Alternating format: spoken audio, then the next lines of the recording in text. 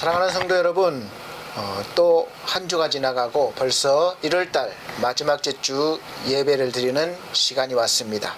시간이 금방 지나가는 것 같아요. 그래서 우리가 하루하루 뜻있게 하나님 말씀 안에서 그렇게 살아야 되겠습니다. 오늘 예배 드리기 전에 먼저 찬송가 507장, 새 찬송가 455장 찬송 드리고 예배를 드리도록 하겠습니다. 507장 새 찬송가 455장입니다.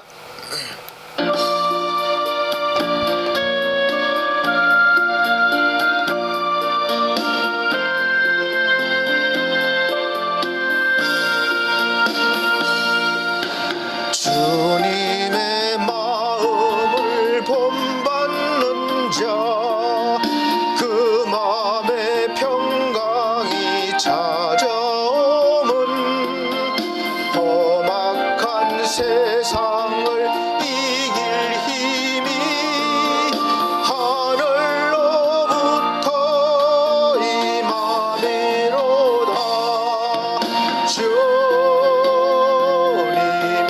마음 본받아 살면서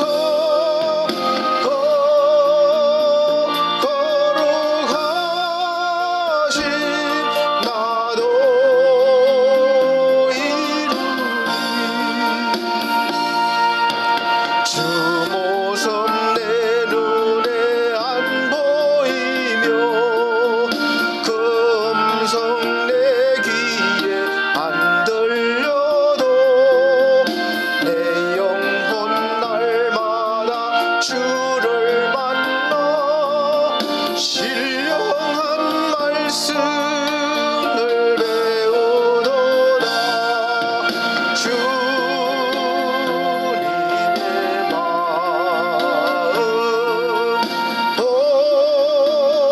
본받아 살면서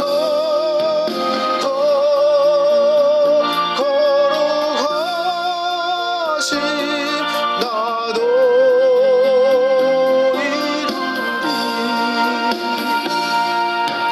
가는 길 거칠고 험하여도 내 맘에 불평이 없어짐은 십자가 고난을 이겨내신 주님의 마음 본받음이라. 주님의 마음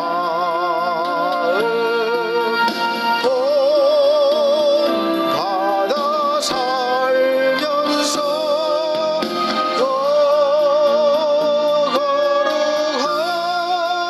거룩하신 나도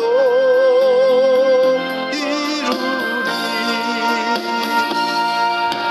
주 예수 세상에 다시 오실 그날엔 무성도 변화하여 주님의 빛나는 그 형상을 다 함께 보며 주 찬양하리. 주님의 마음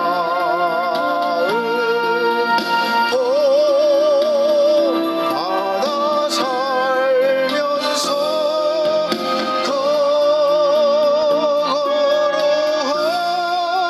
거룩하신 나도 이루리.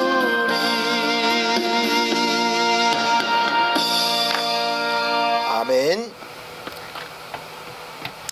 다 같이 묵도하심으로 오늘 예배를 하나님 앞에 드리도록 하겠습니다. 묵도하시겠습니다.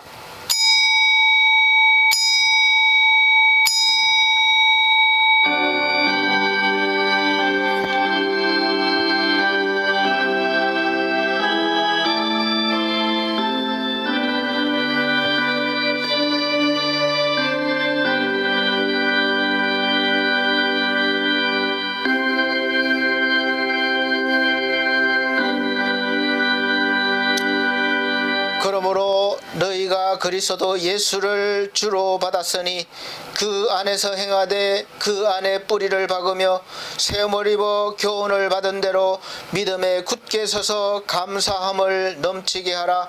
누가 철학과 헛된 속임수로 너희를 노략할까 주의하라.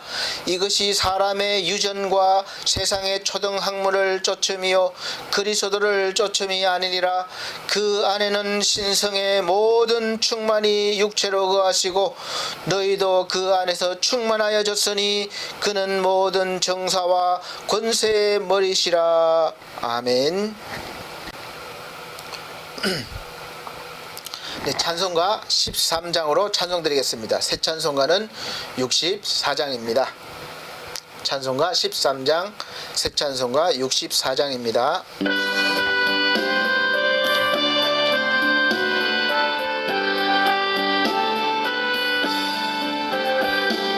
기뻐하며 경배하세 영광의 주 하나님. 주 앞에서 우리 마음 피어나는 꽃 같아. 죄와 슬픔 사라지고 의심 구름 거친 변함없는 기쁨의 주 밝은 빛을 주시네. 땅과 하늘 만물들이 주의 솜씨 빛내고 별과 천사 노랫소리 끊임없이 더 높아.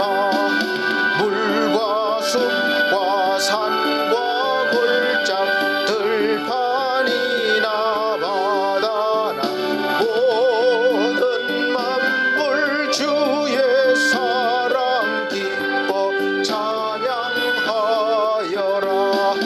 오래전은 사랑이요 빛과 진리시니 삶의 기쁜 샘이 되어 바다처럼 넘치네. 아버지의 사랑 안에 우리 모두 형제니 서로 사랑하게 도와주시옵소서. 새벽별의 노래 따라 힘찬 찬송 부르니 주의 사랑 줄이 되어 한맘 되게 하시네. 노래하며 행진하여 싸움에서 이기고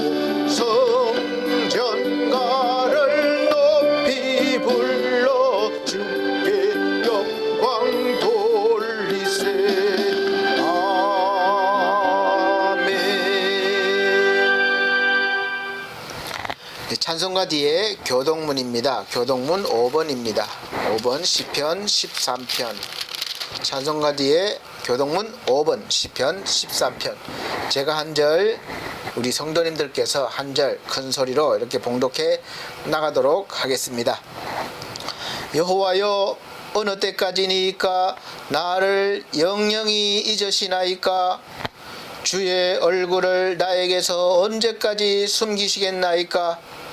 내가 나의 영혼에 경영하고 종일토록 마음에 근심하기를 어느 때까지 하오며 내 원수가 나를 쳐서 자긍하기를 어느 때까지 하리이까.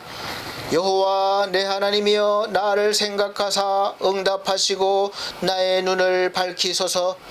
내가 요동될 때에 나의 대적들이 기뻐할까 하나이다. 나는 오직 주의 인자하심을 의뢰하였사오니 내 마음은 주의 구원을 기뻐하리이다. 내가 여호와를 찬송하리니 이는 나를 후대하심이로다. 아멘. 네, 다같이 사도신경으로 신앙고백 드리도록 하겠습니다. 나는 전능하신 아버지 하나님, 천지의 창조주를 믿습니다. 나는 그의 유일하신 아들 우리 주 예수 그리스도를 믿습니다. 그는 성령으로 잉태되어 동정녀 마리아에게 나시고 본디오 빌라도에게 고난을 받아 십자가에 못 박혀 죽으시고 장사된 지 사흘 만에 죽은 자 가운데서 다시 살아나셨으며 하늘에 오르시어 전능하신 아버지 하나님 우편에 앉아 계시다가 거기로부터 살아있는 자와 죽은 자를 심판하러 오십니다.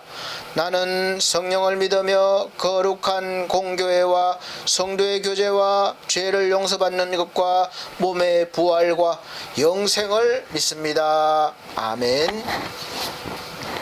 네, 찬송가 14장, 새 찬송가 26장 다 같이 찬송 드린 후에 오늘은 선교하시다가 잠시 귀국하신 우리 구민규 선교사님께서 기도해 주시도록 하겠습니다.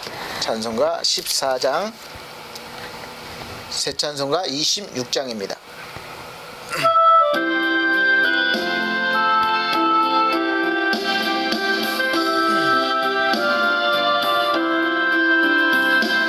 주를 아는 이들 찬송하고 찬송하세. 마음과 뜻과 힘 다하여 경배 드리세. 주를 알지 못한 이들 주가 친히 인도하사 그의 피로 구속하니 찬송할지라. 약한 사람 도움받아 시험 중에 참게 되니 모든 죄를 이길 힘은 믿음뿐이라. 진리 대신 우리 주는 영원토록 변함없네. 성도들아 주를 믿어 길이 섬기세.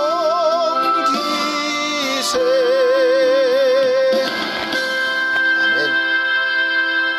네, 구민규 선교사님 기도해 주시도록 하겠습니다. 다 같이 기도하시겠습니다.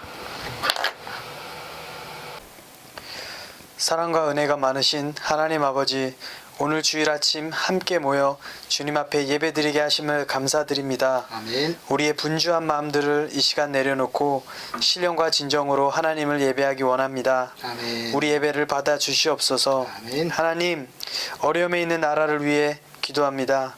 대통령과 위정자들이 하나님을 경외하게 하여 주시고 지혜롭고 정직하며 나라의 안정과 국민의 안녕을 위해 이 땅을 다스리게 하여 주시옵소서. 아멘. 오랜 시간을 코로나와 싸우며 신음하고 있는 이 땅에도 속히 코로나가 종식되고 우리의 일상이 회복되게 하여 주시옵소서. 아멘. 한국교회와 성도님들이 세상의 빛과 소금의 역할을 감당하여 하나님께 영광을 드러내도록 하여 주시옵소서. 아멘. 언제 끝날지 모르는 바이러스 때문에 앞이 보이지 않아 조급해지고 좌절되며 흔들리는 이 시대 가운데 우리가 살고 있습니다.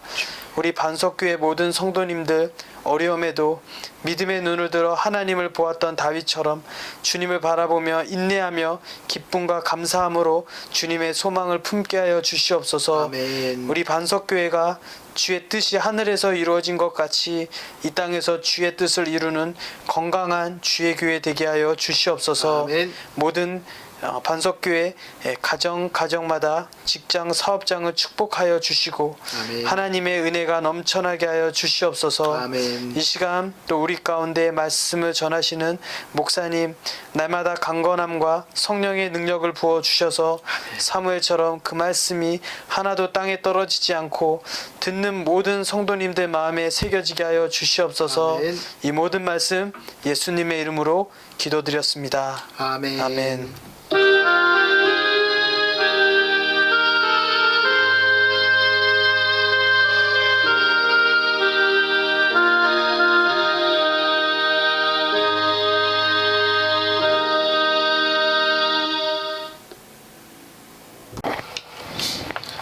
감사합니다. 성경 말씀 보시겠습니다. 성경 말씀은 창세기 구약 성경 제일 첫 번째 창세기 6장 5절로 8절 말씀입니다. 창세기 6장 5절로 8절 말씀 제가 봉독해 드리도록 하겠습니다. 여호와께서 사람의 죄악이 세상의 관영함과 그 마음의 생각의 모든 계획이 항상 악할 뿐임을 보시고 땅 위에 사람 지으셨음을 한탄하사 마음에 근심하시고 가라사대 나의 창조한 사람을 내가 지면에서 썰어버리되 사람으로부터 육축과 기는 것과 공중의 새까지 그리하리니 이는 내가 그것을 지었음을 한탄함이니라 하시니라. 그러나 노아는 여호와께 은혜를 입었더라. 아멘. 네, 우리 사랑하는 성도님, 또 한 주간도 평안하셨습니까? 세상 뒤숭숭한 세상 속에서 여러 가지 경제 또 환경적으로 많은 어려움이 있었을 것입니다. 그럼에도 불구하고 다 이겨내시고 오늘 이 자리에 함께 예배드리게 된 것은 하나님의 크신 은혜가 아닐 수가 없습니다. 오늘 그래서 설교 제목은 은혜의 사람이란 제목으로 말씀을 선포하겠습니다. 이 코로나 바이러스 확산으로 인해서 전반적으로 모든 나라가 정치, 경제, 문화 전 분야에 아주 심각할 정도로 어려움이 왔습니다. 그리고 짧은 기간이 아니라 참 무척 오랜 기간 동안 지속되어 왔기 때문에 이제 더 문제가 되는 것은 그동안에 계속해서 억눌렸던 금방 없어지겠지 참았는데 너무 이게 길어지니까 그동안 억눌려 왔던 이 사람들의 마음이 더 이상 감당하기가 힘들어지면서 계속 이쪽에 표출되고 있는 거죠. 군데군데서 이렇게 코로나 확진 진단을 받으면 육체적인 고통도 있지만 사실 주위 사람들의 눈치가 더 힘들게 한다고들 합니다. 무슨 죄인처럼 눈치를 보게 된다고 그래요. 그래서 우울증도 생기고 여러 가지 문제가 생긴다고 합니다. 또 후유증도 많이 있다고 그래요. 그래서 요즘 다 거의 대부분 신경이 날카로워진 것 같습니다. 여러분은 안 그렇습니까? 그래서 그냥 웃고 넘어갈 일도 그냥 화를 내고 짜증을 내고 공격하게 되고 이렇게 분노로 표출하는 경우가 많게 된 것이죠.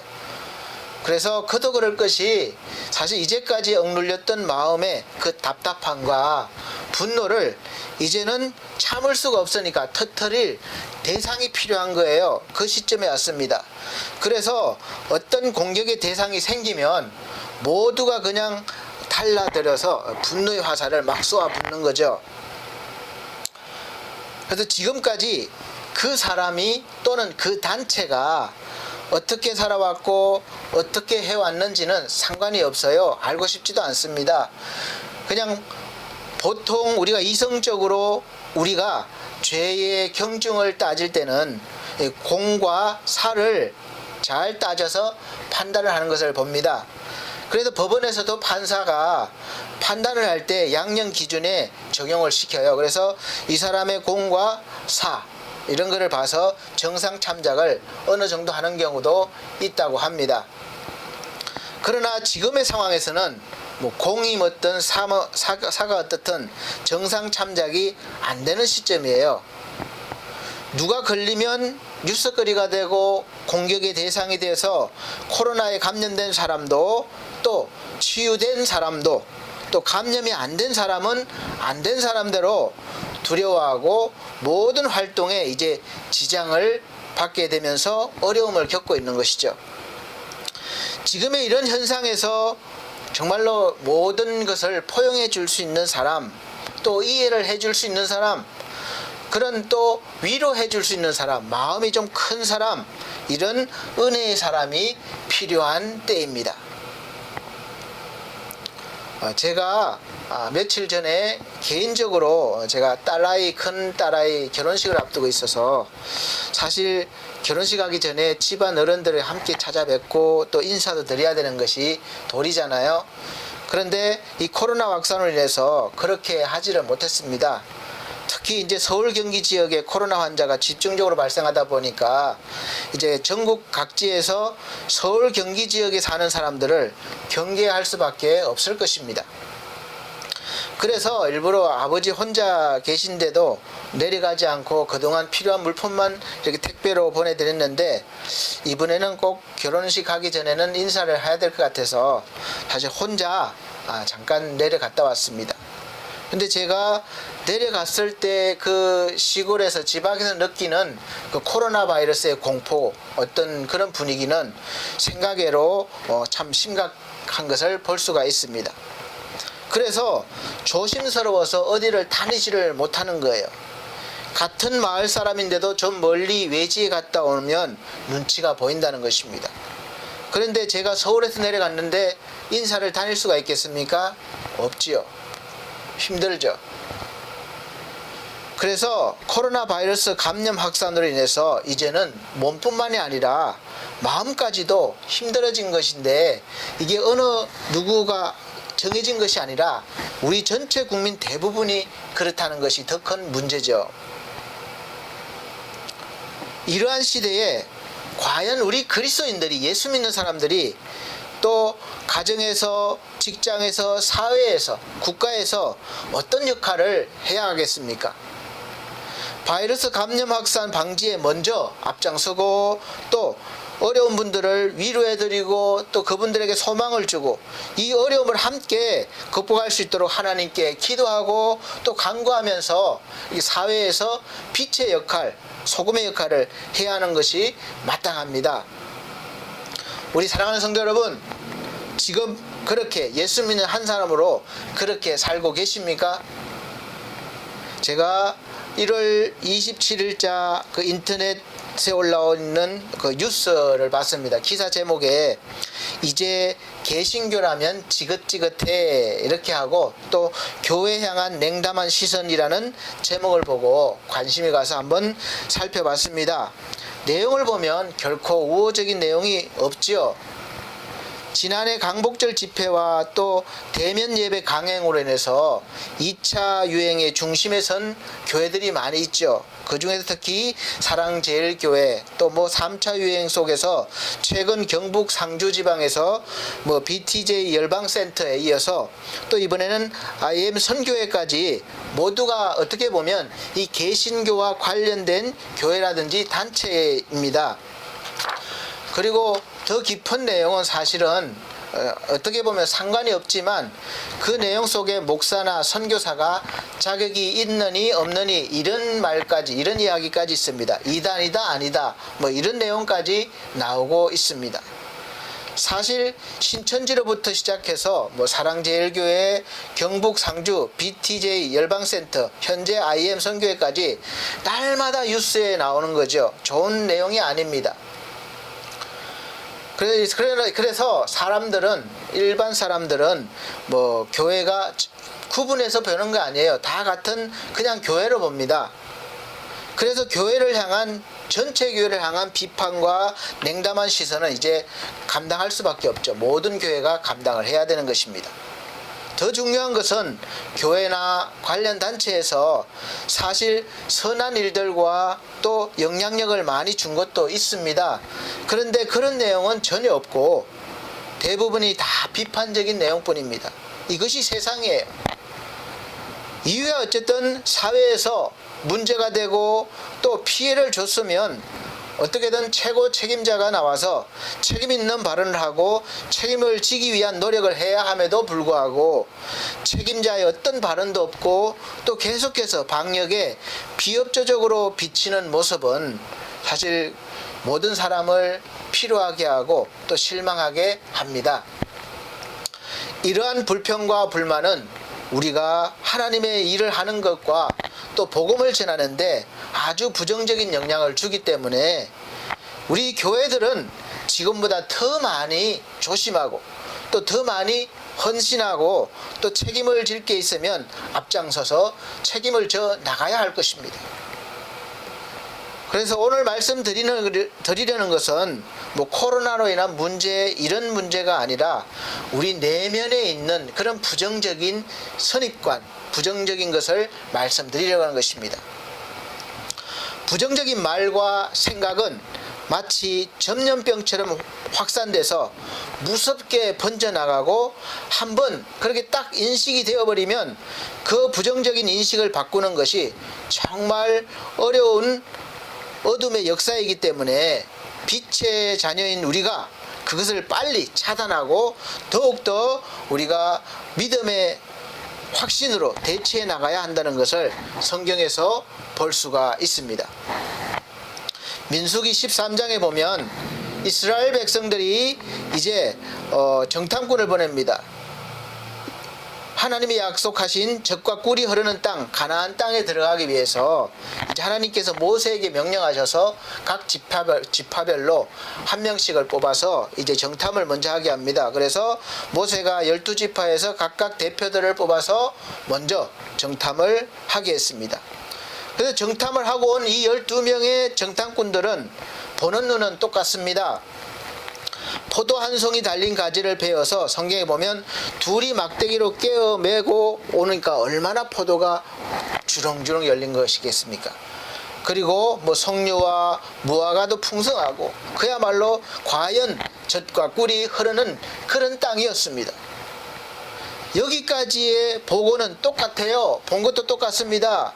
근데 다음부터는 이제 10사람과 2사람의 의견이 완전히 달라지는 것입니다. 10사람의 보고는 그 땅에 살고 있는 사람들은 너무 강하고 성읍도 견고해서 우리가 능히 그들을 치지 못한다는 거예요. 우리가 이기지 못한다는 거예요. 왜냐하면 그들이 너무 강해 보이고 우리하고 비교해 보니까 우리 스스로를 보기에도 우리는 메뚜기 같다 이렇게 말하는 거예요. 그러니까 그들도 우리를 그렇게 보았을 것이라고 했습니다. 사실 그들이 그렇게 말한 것이 아니에요. 자기 스스로 비교해 봐서 자기들의 모습을 메뚜기 같이 보고 그렇게 결정을 했고 상대방도 우리를 그렇게 볼 것이다. 그렇게 지레 겁먹은 것입니다. 이 부정적인 보고는 순식간에 퍼져서 온 백성들에게 알려지고 엄청난 영향을 미쳤습니다. 그 결과로 지금까지 지도자로 이스라엘을 인도했던 모세와 아론에게 원망의 화살이 쏟아지기 시작한 거예요. 광야 생활 힘들고 어렵고 괴로운 그 시절을 참고 또 참고 가나안 땅을 향해 왔는데 그 마음들을 억눌려 왔는데 이제 못 간다고 하니까 폭발하는데 그 폭발할 대상이 필요한 거예요. 누굽니까? 바로 지도자인 모세와 아론이었습니다. 민수기 14장 1절 2절 보면 온 회중이 소리를 높여 부르짖으며 밤새도록 백성이 곡하였더라. 얼마나 참 기가 막히겠습니까? 이스라엘 자손이 다 모세와 아론을 원망하여 온 회중이 그들에게 이르되 우리가 애굽 땅에서 죽었거나 이 광야에서 죽었다면 좋았을 것을. 3절 보면 어찌하여 여호와가 우리를 그 땅으로 인도하여 칼에 망하게 하려 하는고 우리 처자가 사로잡히리니 애굽으로 돌아가는 것이 낫지 아니하랴. 이렇게 말하고 있습니다. 죽음의 고비와 그렇게 어려운 일들을 하나님이 세우신 모세를 통해서 하나님께서 직접 기적과 이적을 보여주시고 인도해 왔는데 그렇게 해결해 왔는데도 불구하고 정탐꾼의 그 보고 한마디에 온 백성들이 한순간에 원망으로 가득 차고 예전에 하나님을 알지 못했던 종살이 했던 그때 그 애굽 땅으로 돌아가자고 소리치는 것을 보면서 이 이스라엘 백성들이 얼마나 참 믿음이 불신앙적이고 죄에 사로잡혀 있는지 알 수가 있습니다. 유리와 같은 믿음이에요. 금방 깨집니다. 그러나 그와 같은 사람만 있는 것은 아닙니다. 백성을 죽이는 지도자가 있는가 하면 반면에 살리는 지도자도 있는 것입니다. 믿음의 사람 갈렙과 여호수아가 있었습니다. 이 두 사람이 10세력보다는 약해요. 그러나 믿음이 있습니다. 이 두 사람이 본 것도 그들과 다르지 않았어요. 똑같이 봤지만 그들이 생각하고 해석하는 것은 완전히 달랐습니다.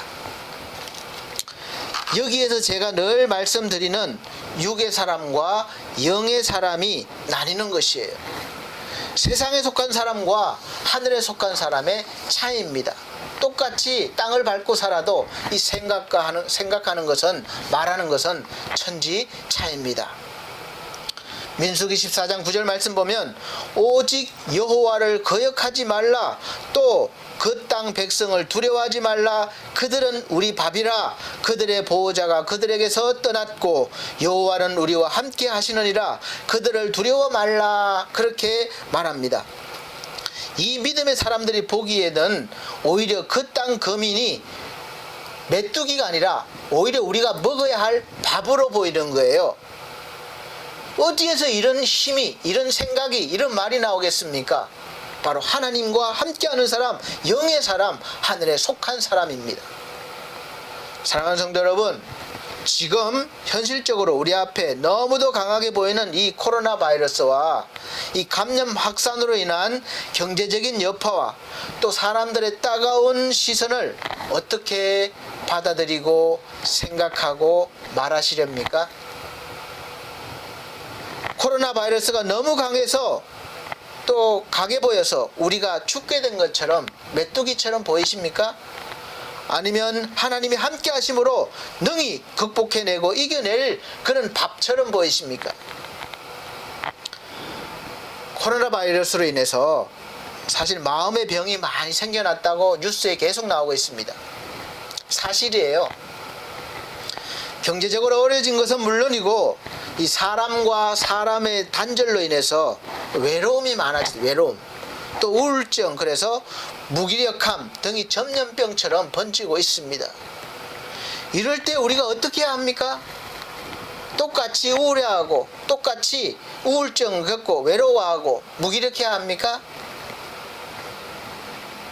제가 TV 프로그램 중에 옥탑방의 문제아들이라는 프로그램을 보다가 문제로 제출된 내용이 괜찮아서 한번 인용해 봤습니다. 미국 아이오와 주립대 심리학과의 연구에 따르면 단 12분 만에 그 사람을 업시킬 수 있는 유용한 방법이 있다고 합니다. 스트레스 수치는 감소시키고 행복감은 정진시키는 12분의 행복 비법. 12분 동안 그 짧은 시간에 그렇게 사람을 바꾼대요. 연구 결과가 그래요. 이게 무엇일까요? 여러분은 12분의 행복 비법이 무엇이라고 생각하십니까? 사실 특별한 방법이 아니지만 쉬운 방법도 아닙니다. 여기에서는 그 방법이 바로 다른 사람의 행복을 빌어주기였어요. 그러니까 12분 동안 다른 사람을 위해서, 행복을 위해서 빌어주면 자기도 기분이 더 좋아지고 업된다는 거예요. 우리가 봉사활동 해보시면 아실 거예요. 나는 힘들고 막 이렇게 땀 흘리지만 너무 기분이 좋고 보람 있는 거예요. 그런 위치인 것 같아요. 그런데 사실 쉬운 방법 같지만 쉬운 게 아니에요. 지금 당장 나도 힘들어 죽겠는데 어떻게 내가 행복한 마음으로 더군다나 다른 사람에게 행복을 빌어줄 수가 있겠습니까? 그래서 이 질문에 대한 답은 제가 초부터 계속해서 설교한 내용에 있습니다. 내용은 좋지만 우리는 그렇게 할 능력이 없다고 누누이 말씀드렸습니다. 나에게는 그러한 힘이 없어요. 내가 오히려 받아야 돼. 나도 힘드니까 위로를 받아야 돼요. 빌어줄 힘이 없는 거예요. 다른 사람에게 복을 빌어주는 사람이 되는 비결은 내 안에 먼저 행복이 가득 차 있어야 합니다.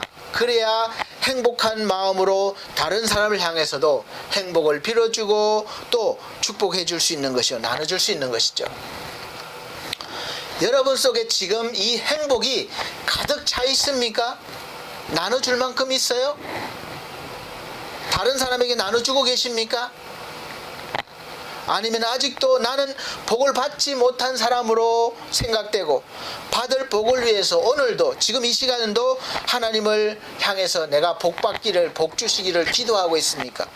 하나님을 믿고 신앙생활을 열심히 하면 복 받을 거라고 생각하고 계십니까? 저는 목사로서 우리 성도님들에게 늘 말씀드렸지만 여러분은 이미 하나님이 함께 하시는 사람으로서 복을 받은 사람이라고 말씀드렸습니다. 나한테 없는 복을 내가 가지려면 복의 근원이신 하나님을 모시면 되는 거예요. 그러면 복을 빌어줄 수가 있습니다. 복의 근원이신 하나님이 함께 하시기 때문이고, 더 중요한 것은 하나님이 나의 아버지, 우리 아버지가 되어주시고 또 우리의 기도를 들어주신다고 약속하셨습니다. 그래서 우리가 그 약속을 믿고 기도하는 거예요. 그리고 말에는 힘이 있습니다. 말은 우리 중추신경을 자극해서 말한 대로 몸이 반응해 나가도록 그렇게 우리 몸의 구조가 되어 있다고 들었습니다. 그리고 식물들을 실험해 본 결과도 칭찬해주고 예뻐해주고 이렇게 키우면 식물이 잘 자라고 예쁘게 자란다고 그래요. 저는 해보지는 않았습니다.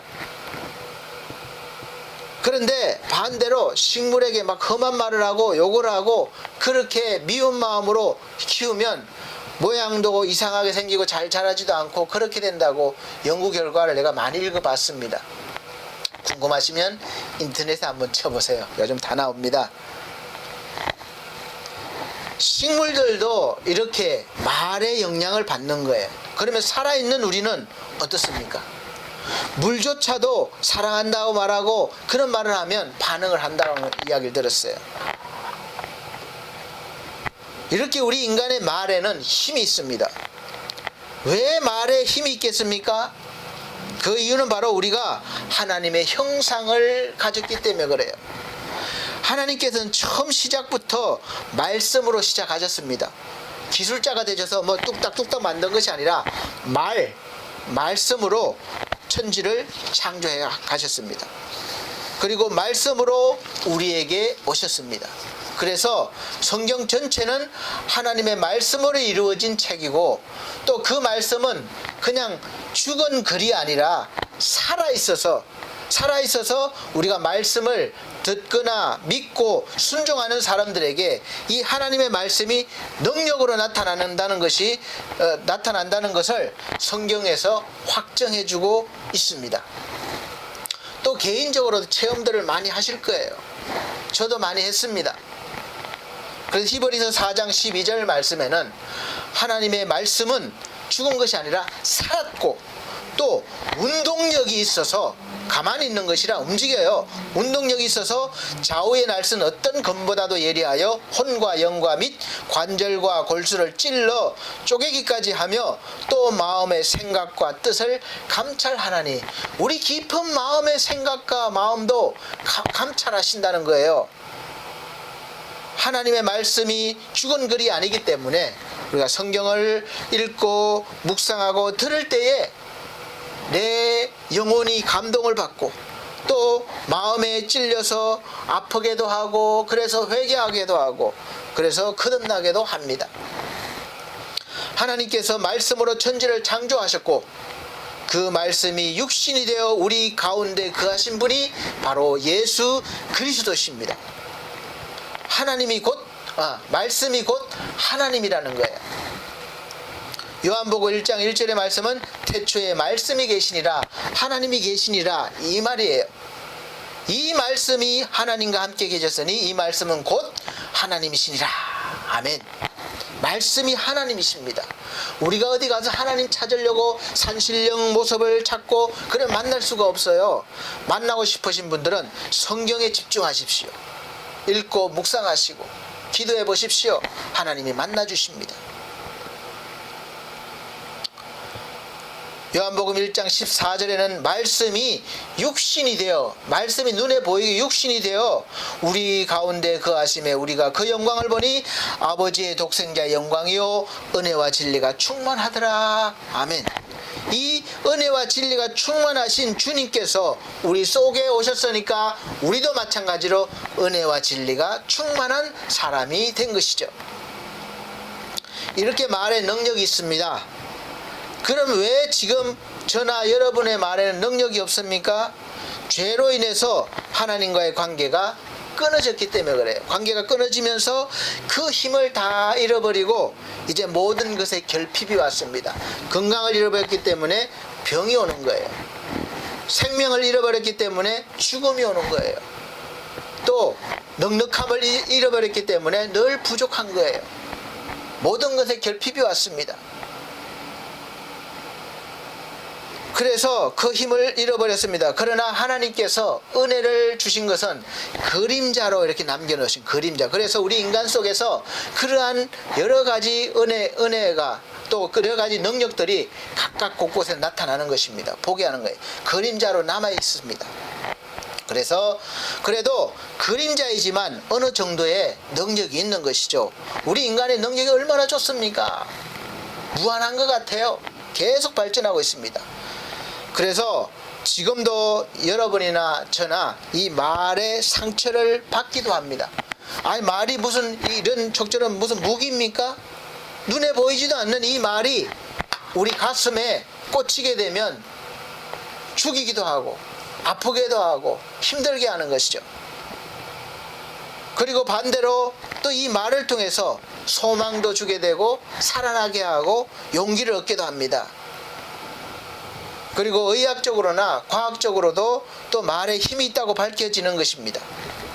사랑하는 성도 여러분, 그림자로 남아있는데도 이렇게 능력이 있는데 만약에 우리가 이 본래의 그 가졌던 하나님의 형상을 회복하고 그 힘을 그 능력을 회복한다면 우리 말에 얼마나 능력이 대단하겠습니까?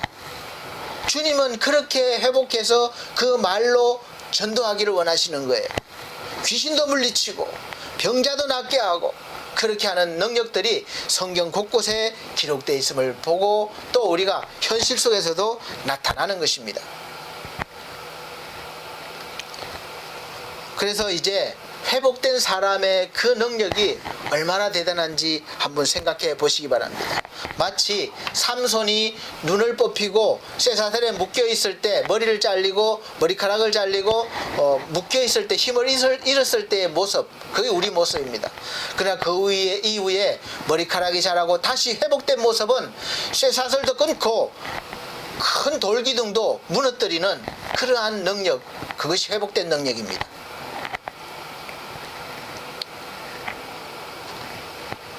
하나님의 성령이 우리를 주장하지 않으시면 우리는 늘 10명의 정탐꾼들처럼 많은 사람들에게 부정적인 영향을 주고 또 상처를 주는 말을 스스럼 없이 하게 되는 것입니다.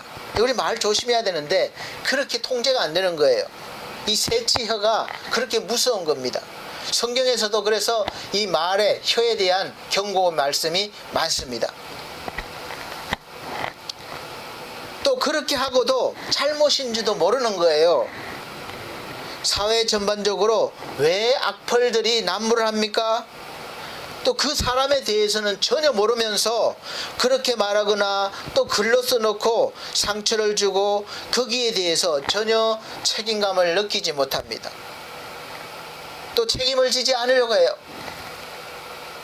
우리 그리스도인들은 이런 세상 풍조에 휩쓸려서는 안 됩니다. 이럴 때일수록 빛의 자녀로 하나님의 말씀을 기준 삼고 흔들림 없이 빛과 소금의 역할을 감당해 나가야 할 것입니다. 그렇게 하시기를 예수 그리스도 이름으로 축복합니다. 그러려면 먼저 누구나 할 것 없이 기도를 많이 하는 사람도, 성경을 많이 읽고 묵상하는 사람도, 또 선한 일을 많이 하는 사람도, 저같이 목사도 또 장로도 권사도 집사도 성도도 먼저는 반드시 하나님의 은혜를 먼저 입어야 하는 것이죠. 우리 힘으로는 할 수 없어요. 그래서 먼저 은혜를 입어야 합니다. 그래서 오늘 제목이 은혜 받은 사람이, 은혜의 사람. 창세기 6장에 보면 사람들의 죄악이 가득하고 그들이 마음으로 생각하는 모든 계획이 항상 악할 뿐임을 하나님께서 보시고 창조하신 것을 한탄하시면서 이제 가축과 기는 것과 공중의 새까지 다 홍수로 쓸어버리기로 결정하셨습니다. 세상이 이러한 풍조가 되었을 때는 사실 믿음으로 살기가 쉽지가 않습니다. 그냥 도덕적으로 양심적으로 살기도 쉽지가 않죠. 왜냐하면 사회 전반적으로 깔려있는 인식이 착하게 살고 정직하게 살면 나만 손해다, 그런 인식이 팽배해졌기 때문에 그렇습니다. 그래서 나의 이익을 위해서라도 불법이라도 쉽게 저지르고 또 남이 잘 되는 것을 보지 못합니다. 그래서 서로 비방하고 넘어뜨리기를 기뻐하는 거예요.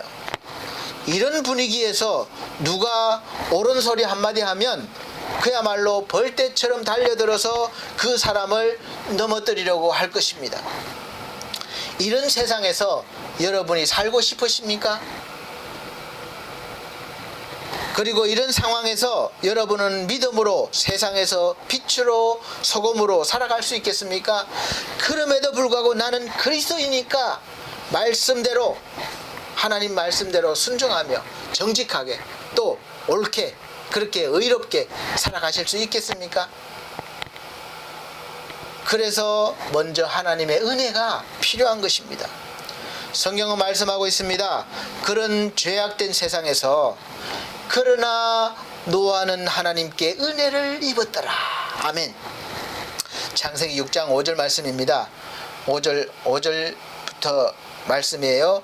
여호와께서 사람의 죄악이 세상에 가득함과 그의 마음으로 생각하는 모든 계획이 항상 악할 뿐임을 보시고 땅 위에 사람 지으셨음을 한탄하사 마음에 근심하시고 이르시되 내가 창조한 사람을 내가 지면에서 쓸어버리되 사람으로부터 가축과 기는 것과 공중의 새까지 그리하리니 이는 내가 그것들을 지었음을 한탄함이니라 하시니라. 그러나 노아는 여호와께 은혜를 입었더라. 아멘. 이것이 중요한 거예요.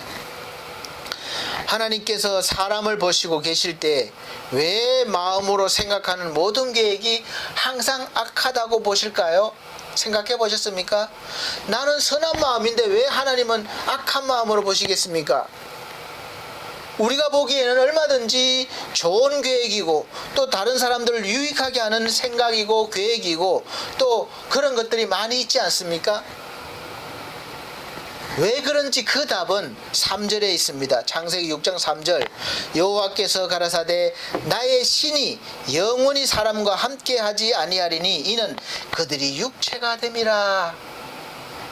타락한 인간은 하나님의 형상은 죽고 육신만 살아있는 거예요. 그래서 성경은 그런 사람을 세상에 속한 사람, 육의 사람이라고 하고 육의 사람은 하나님과 관계가 끊어졌기 때문에 계속해서 죄를 짓게 되고 육의 사람으로 살아갈 수밖에 없습니다. 사람들이 서로 좋아하는 사람을 만나서 결혼하는 것이 당연히 축복받아야 할 일이고 또 우리가 선한 일, 사업을 할 때도 뭐 사회 구제를 위해서 또 많이 선한 일도 할 수 있어요. 그런 것도 다 좋은 일입니다. 그런데 그런 일인데 말씀을 볼 때 하나님께서 영원히 함께 하시지 않기 때문에 하나님의 영이 거하지 않는 육체가 되었고 그들이 하는 모든 생각과 행위가 이제는 죄가 되고 악하다는 것입니다. 하나님이 보시기에, 우리 인간이 보기에가 아니라 하나님이 우리를 보시기에, 그것이 중요한 거예요. 그래서 모든 사람이 죄인이라는 것을 성경은 다시 한번 못 받고 있습니다. 로마서 3장 23절에 모든 사람이, 누구나 할 것 없이 모든 사람이 죄를 범하였음에 하나님의 영광에 이르지 못한다, 그렇게 말씀했습니다.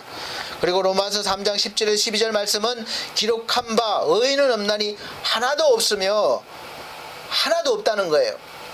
깨닫는 자도 없고 하나님을 찾는 자도 없고 다 치우쳐 한 가지로 무익하게 되고 선을 행하는 자는 없나니 하나도 없도다. 이렇게 아예 성경은 선포하고 있는 것입니다. 그런데도 불구하고 우리가 미련하게 내가 좀 뭘 노력해서 의인이 되어야지, 또 선한 자가 되어야지, 그렇게 한다는 것은 어리석다는 거예요. 사실은 그것도 나쁘진 않습니다. 그나마 도덕적으로 그렇게 해야 세상이 좋아지기 때문에 그렇습니다. 그러나 우리가 세상이 아니라 하나님 앞에 서면 그것도 무용지물이 된다는 것이죠. 하나님의 관점과 기준으로 본다면 하나님 앞에서 구원 얻을 자, 하나님의 영을 받을 자가 단 한 사람도 없기 때문에 다 죽어야 하는 것이에요. 그런데 하나님은 세상을 멸망시키려고 계획하시고 실행하실 때는 항상 인간이 구원받을 수 있는 길도 열어주셨습니다. 너무나 좋으신 분이에요. 열어놓은 길로 안 갔기 때문에 멸망한 것이지, 하나님이 악한 신이라서 전혀 기회도 안 주고 그런 방법도 안 준 것이 아닙니다. 하나님은 항상 우리를 사랑하시기 때문에 항상 그러한 살 길을 열어놓으시고 알려주십니다. 그런데 하나님은 세상을 멸망시키지 않으시고 이제 살리는 계획 속에 바로 노아를 두신 거죠. 그래서 그것이 은혜입니다. 바로 그러나 노아는 하나님께 은혜를 입었더라. 아멘. 노아가 하나님의 은혜를 입었기 때문에 당대의 완전한 자로, 의로운 자로 하나님과 동행할 수 있었고, 노아와 노아 가족이 멸망 가운데서 구원을 받을 수가 있었습니다. 이 죄악이 가득한 소돔과 고모라 그 땅을 하나님께서 불로 심판을 하실 때도 그 멸망의 자리에서도 구원받은 아브라함의 조카 롯과 두 딸은 하나님과 동행하는 사람, 바로 아브라함이 하나님께 간절한 기도를 한 덕분이었어요. 그래서 하나님께서 은혜를 주셨기 때문에 살아남을 수가 있었습니다. 이스라엘 백성들에 의해서 여리고성이 멸망할 때 기생 라합은 죄악이 만연한 여리고성이 이스라엘 백성에게 이제 곧 멸망하게 생겼어요. 그래서 정탐꾼을 받습니다. 하나님과 동행하는 사람, 하나님의 사람들, 정탐꾼을 알아보고 숨겨주었고, 이 일로 하나님의 은혜를 입었기 때문에 구원을 받을 수가 있었습니다. 우리가 코로나 바이러스로 인해서 지금쯤은 인류가 순식간에 멸망할 수도 있겠다, 이런 생각을 한 번쯤은 아마 해보게 될 것 같습니다. 물론 약이 나오고 또 개발되고 하겠지만 상황을 보면 이런 바이러스로 해서 혹시 인류가 멸망하지 않을까, 그런 두려움도 한편으로는 생기는 거예요. 지금은 아니더라도 앞으로 코로나 바이러스 같은 더 강력한 바이러스가 올 수도 있기 때문에 그렇습니다. 그리고 이런 위기가 올 때마다 누군가는 지금처럼 공격의 대상이 되고 또 지탄을 받을 수가 있습니다. 여기에서 이런 일들에서 나는 안 그렇다고 당당하게 주장할 사람 있습니까? 나는 조심한다고 하지만 내가 모르는 곳에서 감염이 될 수도 있고, 그래서 감염이 됐을 때 사람들은 나를 어떻게 볼까요? 내가 원하지 않고 조심을 하더라도 어디 가서 어느 곳에서 점령될지 모르는 세상입니다. 나도 모르게 감염되었고 나도 모르게 다른 사람을 감염시켰다고 할 때 나를 향해서 따가운 시선을 어떻게 감당하겠습니까? 저도 개인적으로 활동을 많이 하는 사람이에요. 제가 감염된 줄 몰랐어요. 저도. 그래서 꼭 필요한 일들을 했습니다. 찾아다니고 어르신들도 찾아뵙고 요양선생님도 만나고 또 일도 많이 봤습니다. 나중에 제가 감염 소식이 알려지고 막 돌아다녔다고 했을 때 사람들은 저를 그럴 수 있겠다 이해해 주겠습니까? 아니죠. 감염된 자가 왜 저렇게 돌아다니냐고 그렇게 비난할 것입니다. 이런 위기 때에 우리 그리스도인들이 노아처럼 구원의 방주를, 은혜를 받아서 구원의 방주를 지을 수가 있겠습니까? 아니면 의인 아브라함처럼 하나님께 간곡하게 구원해달라고 간구할 수가 있겠습니까? 그렇게 하려면 내가 먼저 하나님의 은혜를 받은 사람이 되어야 하고, 또 복을 빌어주는 사람이 되어야 합니다. 그래서 먼저 구원의 방주로 내가 들어갈 수 있는 자격이 돼야 되는 거예요. 그래야 다른 사람들을 구원의 방주로 이끌어 드릴 수가 있습니다. 창세기 6장 18절로부터 보면 그러나 너와는 내가 내 언약을 세우리니 너는 내 아들들과 내 아내와 내 며느리들과 함께 그 방주로 들어가고 혈육 있는 모든 생물을 너는 각기 암수 한 쌍씩 방주로 이끌어들여 너와 함께 생명을 보존하게 하되 이끌어들여. 중요합니다. 여러분, 이끌어들여야 됩니다. 그 다음에 노아가 그와 같이 하여 하나님이 자기에게 명하신 대로 다 준행하였더라. 아멘. 여러분, 하나님께서 명한 말씀대로 순종하면서 다 준행하실 수 있으시겠습니까? 노아가 600세에 홍수가 났는데 그때 노아의 가족밖에 없었나요? 아니요, 많이 있었습니다. 아마 노아의 일가 친척들도 많았을 거예요. 그런데 안타깝게 방주로 들어간 사람은 노아와 직계가족뿐이었습니다. 얼마나 안타깝습니까? 여러분이 사랑하는 일가 친척들과 친구들과 지인들과 함께 들어가지 못하고 다 홍수로 죽었고 여러분만 들어갔다고 생각해 보세요. 얼마나 안타까운 일입니까? 창세기 7장 13절에 보면 곧 그날에 노아와 그의 아들 셈, 함, 야벳과 노아의 아내와 세 며느리가 다 방주로 들어갔고 이렇게 아주 직계 가족만 들어갔습니다. 노아는 하나님 말씀에 순종해서 큰 방주를 오랜 세월에 걸쳐서 지었습니다. 만들었습니다. 이것도 쉽지 않은 거예요. 비가 와도 웬만큼 와서는 뜨지 않을 산에다 아라스산 꼭대기에서 방주를 만들고 있었기 때문에 보는 사람들마다 비웃었을 거예요. 배를 바닷가에서 지어야지 무슨 산 꼭대기에서 배를 지읍니까? 그것도 비가 엄청나게 와서 다 파묻힌다는 거죠. 지금까지 경험상으로 볼 때 전혀 그런 적이 없었는데도 노아가 미친 사람이 아니겠습니까? 그런 상황을 생각하면 그런 상황에서 노아는 틀림없이 하나님께 은혜를 받은 사람이요 순종의 사람이었습니다. 흔들림 없이 그 오랜 세월 동안 방주를 지었기 때문에 그렇습니다.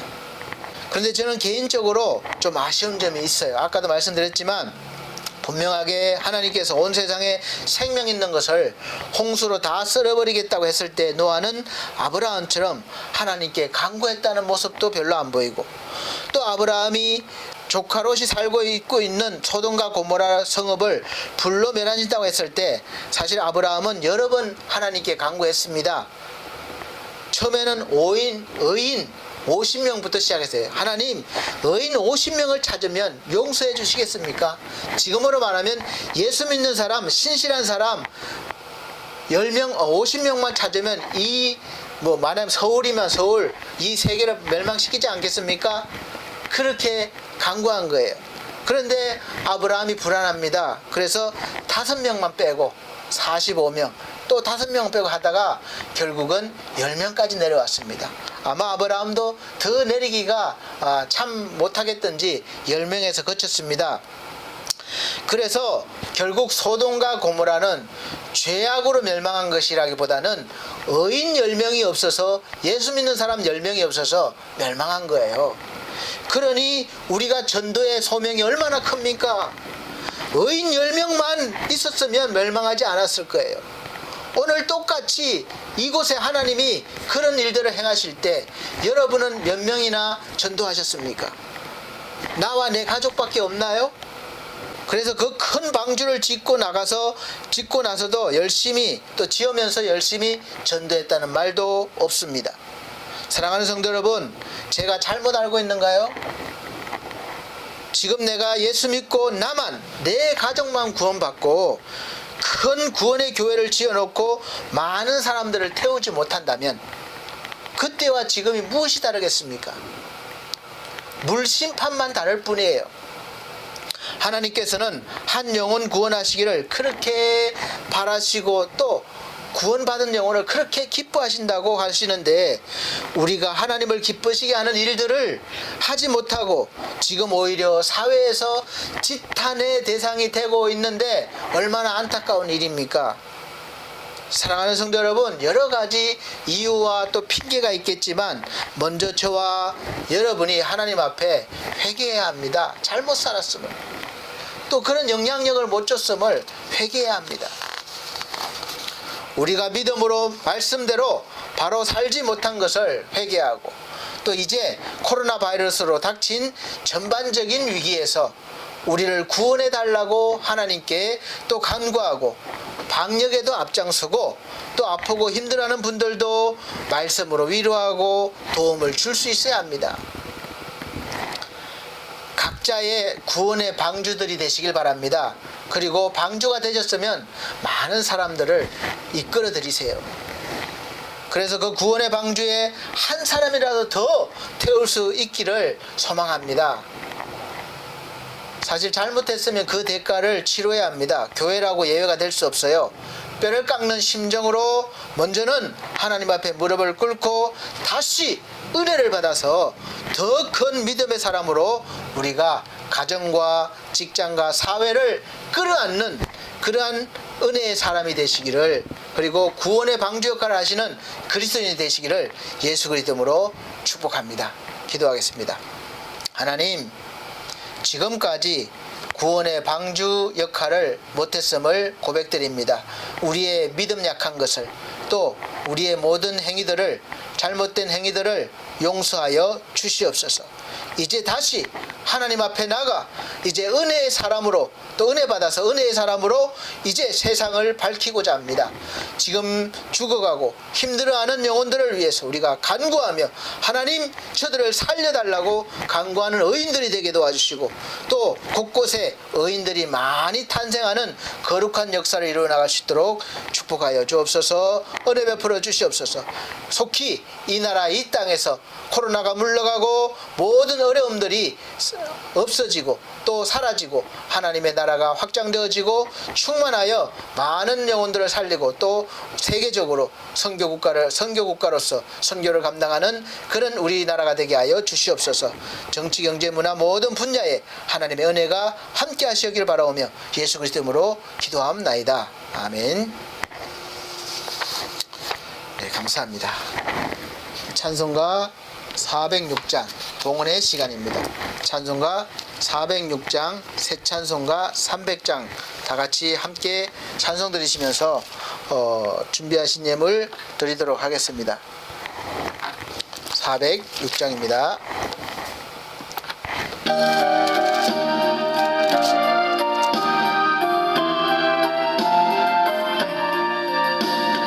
내 마음이 낙심되며 근심에 눌릴 때 주께서 내게 오사 위로해 주시네. 가는 길 캄캄하고 괴로움 많으나 주께서 함께하며 내 짐을 지시네. 그네가 내게 족하네. 그네가 족하네. 이 괴로운 세상 나 지날 때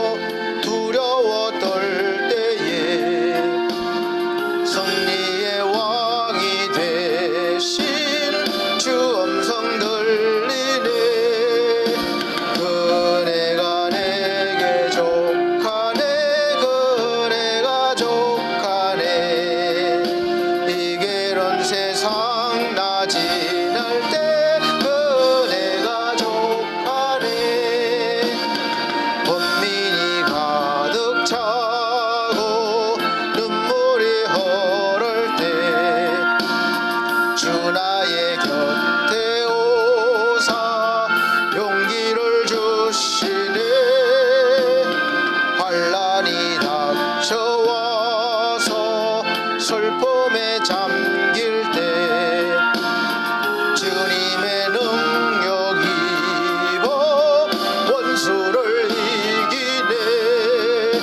그네가 내게 족하네. 그네가 족하네. 이 괴로운 세상 나 지날 때 그네가 족하네. 아멘. 감사합니다. 예물 위에 기도드리도록 하겠습니다. 우리 하나님, 귀하신 손길들 기억하여 주시옵소서.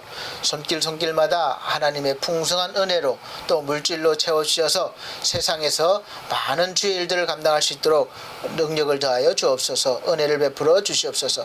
특별히 또한 변영의 선생님 귀한 예물 드렸습니다. 주님 받아주시고 귀한 손길 늘 날마다 함께 하셔서 늘 건강하게 하시고 회복시켜 주시고 또 충만하게 하나님의 일을 감당하게 하여 주시옵소서.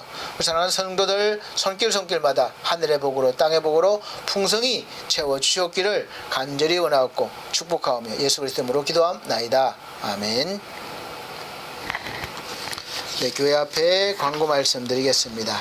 우리 올해 21년도 교회 표어는 주와 동행입니다. 꼭 주와 동행하는 하루하루 또 한 달 한 달 1년이 되시기를 또 영원토록 동행하시기를 예수 그리스도 이름으로 축복합니다. 매주 주일 오전 11시에 영상 예배로 드리고 있습니다. 30분 전에 미리 준비하시고 또 잘 드려주시기를 부탁드립니다. 또 좋은 소식이 있습니다. 우리 교회 변우성 권한나 청년이 30일 결혼한 이제 주일 예배 때는 결혼했겠네요. 우리가 미리 촬영하니까 30일 날 오후 4시에 결혼합니다. 그래서 축복해 주시고 또 두 귀한 영혼들이 만나서 한 가정을 이루었습니다.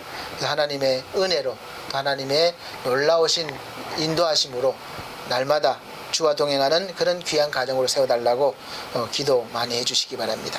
또 우리 두 집안이 만났으니까 주 안에서 복된 집안으로 이렇게 동행할 수 있도록 기도해 주시길 바랍니다.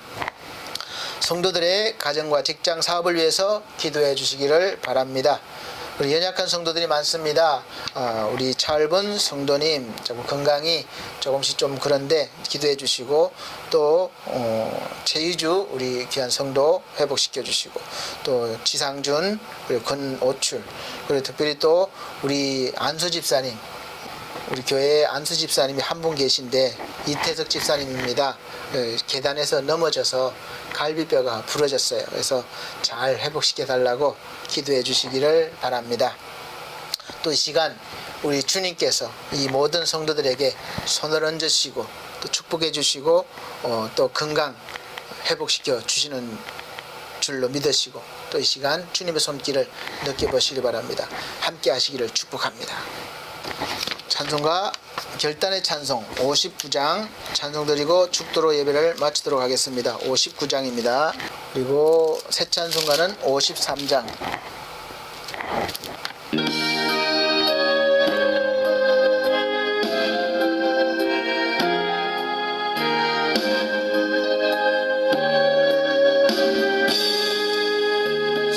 성전을 떠나가기 전 머리를 숙일 때 주께서 함께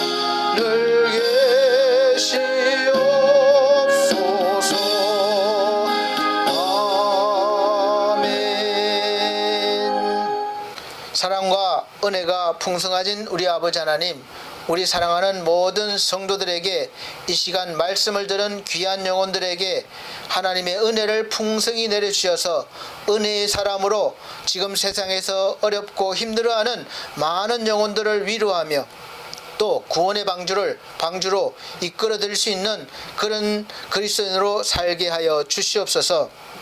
또한 특별히 변우성, 고난나 귀한 우리 성도들 결혼하는데 처음부터 마치는 시간까지 또 하나님께서 일일이 개입하여 주시고 인도하여 주시사 은혜로운 시간 또 귀한 결혼식이 되게 하여 주시옵소서. 코로나로 인해서 많은 사람들이 오지 못하지만 마음으로 많은 축복들을 했습니다. 그 축복들이 다 그들에게 갈 수 있도록 은혜 베풀어 주시고 역사하여 주시옵소서.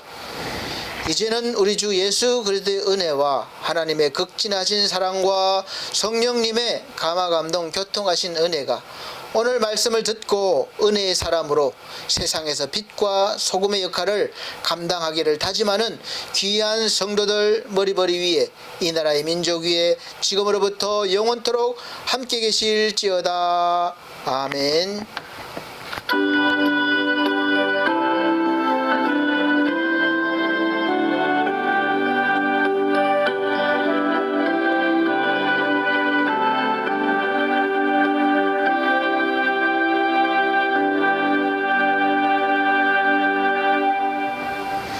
하나님께 영광 돌립니다. 또 감사합니다.